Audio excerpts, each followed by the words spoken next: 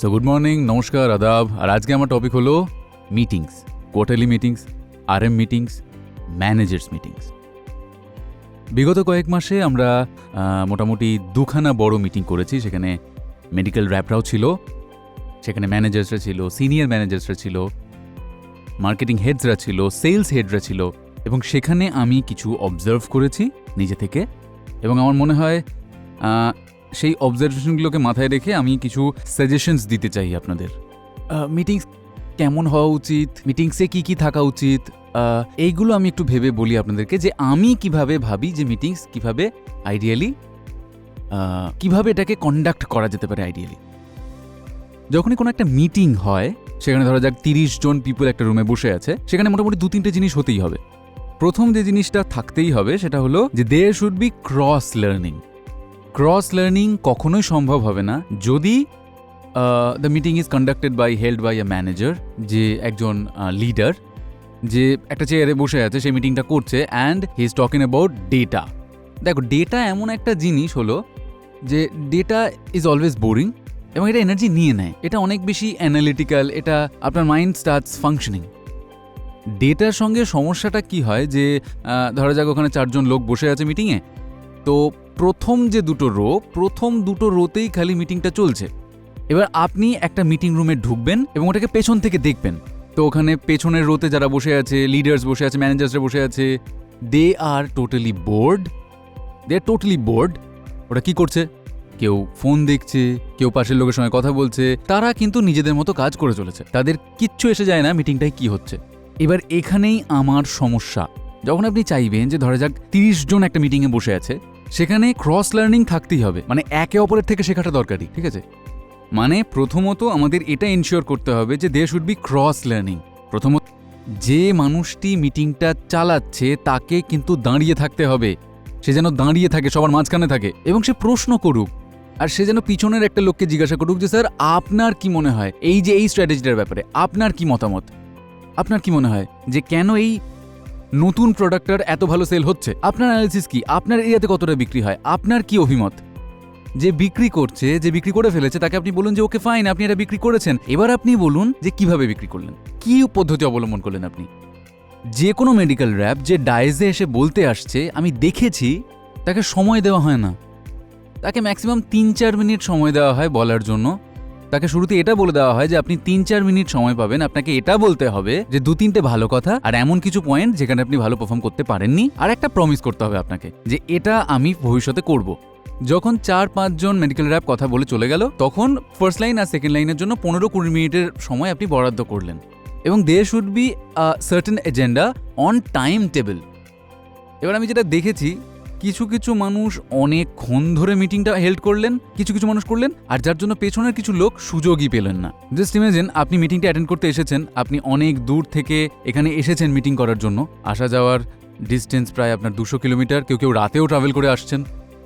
এবার আপনি যদি পার্টিসিপেটই না করতে পারছেন, যদি আপনার কথাটাকে কোনো গুরুত্বই না দেওয়া হয়, যদি আপনার মনে হয় যে কথাটার ইম্প্যাক্টই হলো না, সেক্ষেত্রে মিটিং তাদের জন্য হয়ে যায় অ্যাবসলিউটলি বোরিং, বার্ডেন তাদের জন্য।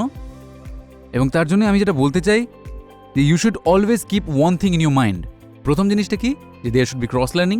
দ্বিতীয় জিনিসটা কি হবে, যখন মিটিং শেষ করে প্রত্যেকে বাড়ি ফিরে যাওয়ার জন্য প্রস্তুতি নিচ্ছে, তখনও তাদের মাথায় কিন্তু সেই মিটিংয়ের হ্যাংওভার আছে, যে আমাকে অ্যাপ্রিসিয়েট করা হয়েছে, ভালো কথা বলা হয়েছে, আমার জন্য ক্ল্যাপ করা হয়েছে, আমাকে ক্রিটিসাইজ করা হয়েছে, ইনসাল্ট নয় কিন্তু সেটা, ক্রিটিসাইজ করা হয়েছে, অ্যাডভাইস পলিটিক্যালি দেওয়া হয়েছে, আমার ডিটেলিং শোনা হয়েছে, আমার ডিটেলিংটা ভালো হয়েছে, ও ডিটেলিংটা আমার থেকে খারাপ করেছে, বা ও ভালো করেছে, আমারটা খারাপ হয়েছে, আমাকে নিয়ে কথা হয়েছে, আমাকে নিয়ে ডিসকাস হয়েছে মিটিংয়ের মধ্যে। এবার যদি এইরকম কোনো মিটিং এনভায়রনমেন্ট থাকে কোনো মিটিংয়ে, that means the meeting is successful. এবং আমরা সেটা করবো কি করে, এটা আমরা অ্যাচিভ কিভাবে করতে পারি? রুল নাম্বার 1, মিটিং সবসময় একটা পজিটিভ নোটে শুরু করতে হবে। সেটা হতে পারে, সেটা ক্ল্যাপিং হতে পারে, বা কোনো অ্যান্থাম হতে পারে। এইভাবে মিটিং শুরু হতে হবে। মিটিং কখনো এইভাবে শুরু হবে না যে সেলফ ইন্টারেস্ট নিয়ে, যে আমার এটা চাই, গ্রোথ চাই, আমার প্রোডাক্টিভিটি চাই, তোমরা এইরকম করেছো, এইভাবে কখনো কোনো মিটিং শুরু হতে পারে না। মিটিং সবসময় আপনাকে দিয়ে শুরু হবে, যারা সেই মিটিংয়ে উপস্থিত আছে। আমাদের লোকেরা এই ভালো কাজগুলো করেছে, আমাদের সবাইকে সেফ ট্রাভেল করতে হবে, আমাদের এতগুলো মেডেলস আমরা অ্যাচিভ করেছি, আমাদের এতটা ইনসেন্টিভের জন্য কাজ করতে হবে, আরও ভালো কাজ করলে আমরা ফরেন ট্রিপও পেতে পারি, এতজন ফরেন ট্রিপে গেছে অলরেডি। এই যে আমার ঘরে যতজন বসে আছে তার মধ্যে 7 জন এমন আছে যারা প্রায় ট্রিপ অ্যাচিভ করে ফেলেছে, তাদেরকে আর এই কটা সেলস করতে হবে। Clap for this people. এদের মধ্যে 5 জন এমন আছে যারা ডাবল ডায়মন্ড নেবে, যদি আরেকটু ভালো চেষ্টা করে তাহলে ট্রিপল ডায়মন্ডও পেতে পারে। এদের মধ্যে 2 জন এমনও আছে যাদের পারফরমেন্স খুবই পুয়ার চলছে, খুব একটা ভালো হচ্ছে না। মোট কথা হচ্ছে মিটিং এইভাবে শুরু করতে হবে। মানুষকে নিয়ে মিটিং করলে মানুষকে প্রাধান্য দিতে হবে। বেসিক্যালি এইভাবে মিটিং হয়, যখন তাদেরকে নিয়ে কথা হচ্ছে, তাকে নিয়ে ডিসকাস করা হচ্ছে, তখন মিটিংটা ইম্প্যাক্টফুল হবে। This is rule number 1। Rule number 2, ধরা যাক একজন সিনিয়র গাই যে ধরা যাক আসছে হেড অফিস থেকে বা ZM বা স্টেট হেড থেকে, তার কি করা উচিত? একটা হোটেলে ধরা যাক 3খানা মিটিং হচ্ছে, সে একটা ঘরে আসছে যেখানে 30 জন বসে আছে, তো সেই ঘরের অন্তত 50% লোকের সঙ্গে তো তাকে কথা বলতে হবে অ্যাটলিস্ট। কিভাবে সে সেটা করবে?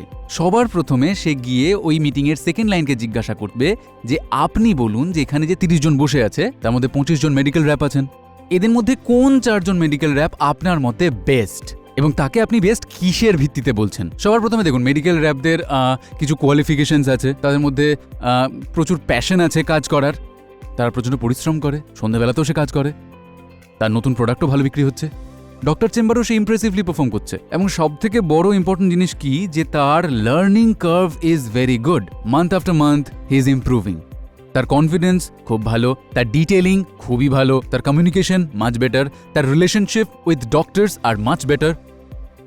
এটা মাথায় রাখবেন যে 1 বছরে প্রত্যেকটা মেডিকেল র্যাপ প্রত্যেকটা ডক্টরের কাছে কম করে 20 বার দেখা করতে যায়। ফার্স্ট লাইনে এটা জানা দরকার যে কতজন ডক্টর তাকে চেনে, একদম মুখ দেখে চেনে, সে কতটা impactful. This is very very important thing. যে মেডিকেল র্যাপ নতুন প্রোডাক্ট ভালো বেচে, ডক্টরের চেম্বারে তার পারফরমেন্স অবভিয়াসলি খুব ভালো, কারণ নতুন প্রোডাক্ট উইদাউট গুড কমিউনিকেশন বিক্রি করা অসম্ভব ব্যাপার। দের ইজ অলসো কি। এবার তারপর ভিত্তি করে সেকেন্ড লাইনের মিস্টার আপনি আমাকে বলুন যে who is number 1 medical rep, কে নাম্বার 2, কে নাম্বার 3, কে number 4, number 5, irrespective of any manager. 25 জনের মধ্যে আপনি বললেন যে এই রামকুমার ও খুব ভালো, কিন্তু কেন ভালো সে? কেন সে ভালো? কি ভালো কোয়ালিটি আছে তার মধ্যে? যে ধরা যাক সে ডক্টরের চেম্বারে অসাধারণ পারফর্ম করে, মিস্টার শ্যামকুমার খুব ভালো, ওর কমিউনিকেশন স্কিল খুবই ভালো, ওর নতুন প্রোডাক্ট খুব ভালো বিক্রি করে, ওর প্রোডাক্টিভিটিও খুব সুন্দর, ওর গ্রোথ খুব ভালো। 5 জন বা 4 জন সবাই দাঁড়ালো এবং তার জন্য ক্ল্যাপ করলো, তাকে উৎসাহ দিল, সবাই যেন দেয় সেটা।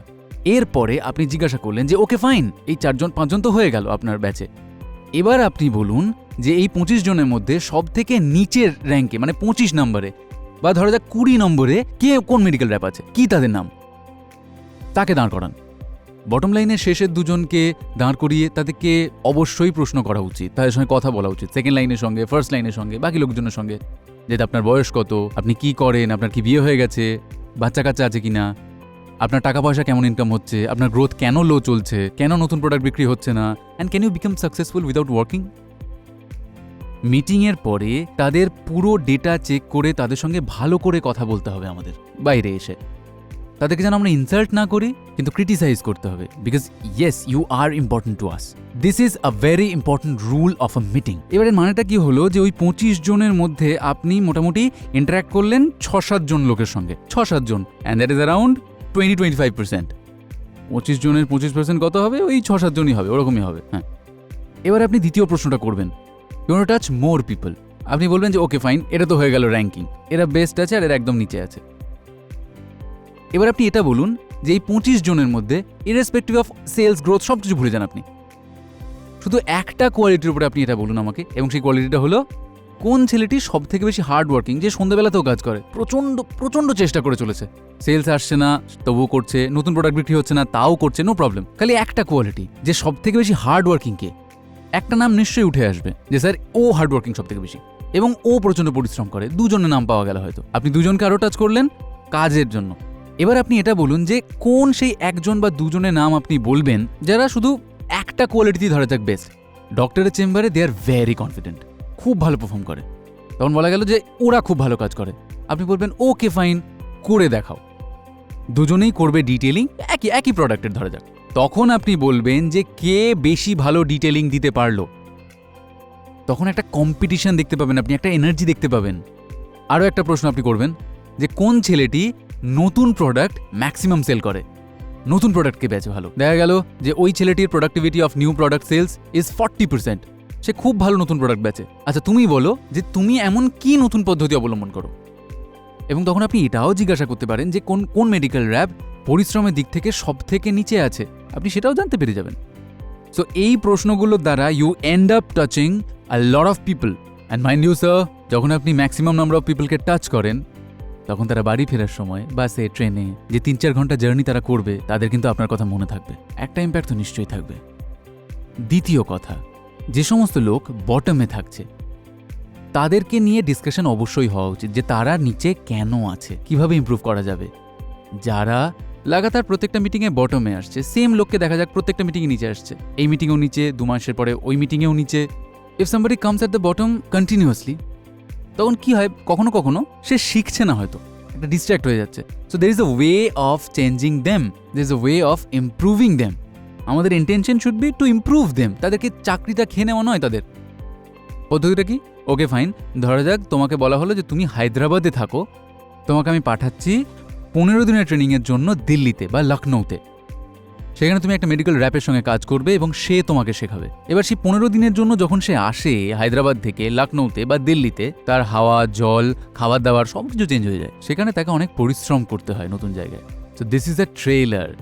এবার তার মনে একটা ভয় ধরানো যায় যে দেখো মিস্টার, হায়দ্রাবাদ থেকে তুমি শুধু ট্রেনিংয়ের জন্য তোমাকে পাঠানো হয়েছে দিল্লিতে বা লখনৌতে, যদি তুমি পারফর্ম না করো, যদি তুমি ঠিকঠাকভাবে কাজ না করো, তাহলে ট্রান্সফারও হয়ে যেতে পারে। আই ফিল যদি কোনো ছোট ডিসিশনে কাজ হয়ে যায় তাহলে হার্শ অ্যাকশনের প্রয়োজন সবসময় পড়ে না। But again I want to tell you, again আমি আবার একটা কথা আপনাদের সকলের মাথায় ঢুকিয়ে দিতে চাই যে our job is not to punish people, our job is not to identify people যে ও বটমে আছে, our job is to improve him. ধরা যাক কোনো একটা মানুষ কোনো একটা মিটিংয়ে বটমে থাকছে, তাহলে তার পেছনে ফার্স্ট লাইন আর সেকেন্ড লাইনেরও ভুল নিশ্চয়ই আছে। যখন তারা যায় তখন কি তাকে এটা বলা হয় যে তুমি বটম লাইনে আছো এবং সেটা এই কারণে আছো? কাজের পরে সেই লোকগুলোর সঙ্গে কি আদৌ বসা হয়, আলোচনা করা হয়, কোনো কিছু শেখানোর চেষ্টা করা হয় নাকি করা হয় না? যে কোনো মানুষ যখন বটম লাইনে আসছে তখন তার জন্য first line, second line, third line, fourth line প্রত্যেকে রেসপন্সিবল তার জন্য। অ্যান্ড মাইন্ড ইউ স্যার, যখন আপনার ভাইবস ভালো থাকবে, ইয়োর এনার্জি ইজ পজিটিভ, আপনি লোকের ইমপ্রুভমেন্টের কথা ভাববেন, sir people starts liking you, respecting you, সে তখন আপনার বকাঝকাকেও পজিটিভলি নেবে। আমি আপনাকে এখন এইসব কথা কেন বলছি, this are not theoretical things. আপনাকে সবসময় আমাদের মিটিংটা এইভাবেই কন্ডাক্ট করতে হবে। আপনি নিশ্চয়ই দেখেছেন যে how fast we move, incentive সঙ্গে সঙ্গে আসা শুরু করে দেয়, মেডেলসের ফলাফল তাড়াতাড়ি বেরিয়ে যায়, আপনার যে ইনসেন্টিভ আটকে ছিল সেটাও কিন্তু এখন চলে গেছে। তো আমরা যখন আপনাদের সকলকে সব কিছু দিচ্ছি, আমরা শুধু চাই যে আপনিও আপগ্রেড করুন। আরও একটা প্রমিস আমি আপনাকে করতে চাই, in future 99% first line, second line, third line যারা হবে আমাদের, তারা কিন্তু ম্যানকাইন্ডের ভেতর থেকেই আসবে, ভেতর থেকেই প্রমোট করবো আমরা, এবং সেটা প্রমিস করছি আমরা আপনাদের।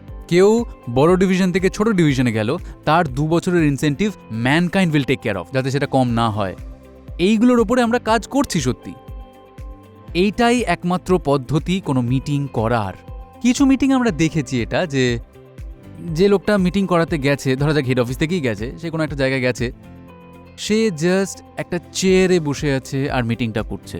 সাম peoples are just sitting at the back and ওরা শুধু ডেলিগেট করেছে সমস্ত কিছুকে। ডেলিগেশন শুড বি দেয়ার, কিন্তু ডেলিগেশনের মানে এটা নিশ্চয়ই হবে না যে আপনার মিটিংয়ে কোনো এনার্জি নেই, কোনো প্রাণই নেই, সেই রুম থেকে কোনো আওয়াজই আসছে না, সবাই ঘুমোচ্ছে, এবং আপনি চান সেই মিটিংটা খুব ভালো পারফর্ম করুক, সেটা কখনোই হবে না। আপনি যদি একটা ভালো মিটিং কন্ডাক্ট করতে চান তাহলে একটা জিনিস আপনার মাথাতে থাকতেই হবে, স্যার রুমের ভেতরে থাকতে হবে এনার্জি, তবে মিটিং ভালো হবে। আমি এমন কিছু মিটিং দেখেছি,